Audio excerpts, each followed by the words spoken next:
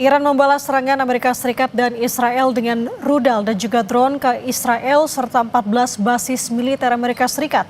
Juru bicara militer Iran, Ibrahim Zulfikari, menyebut respons Iran cepat dan juga tepat menimbulkan korban di pasukan musuh.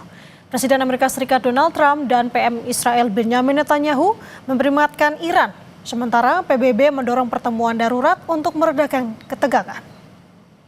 نیروهای مسلح جمهوری اسلامی ایران در پاسخ قدرتمندانه به این تجاوز وحشیانه با سرعت عمل و دقت بسیار بالا علاوه بر مراکز مهم حیاتی، امنیتی و نظامی رژیم صهیونیستی در سرزمین‌های اشغالی 14 پایگاه مهم نظامی آمریکا در منطقه را با حملات برق‌آسای خود هدف قرار داده و صدها نفر از نیروهای متجاوز آمریکا و رژیم را به هلاکت رساندند. یادآوری می‌گردد عملیات مقتدرانه و با صلابت نیروهای مسلح کوبنده‌تر و گسترده‌تر از قبل تداوم خواهد یافت که نتایج آن متعاقباً به اطلاع مردم عزیز خواهد رسید.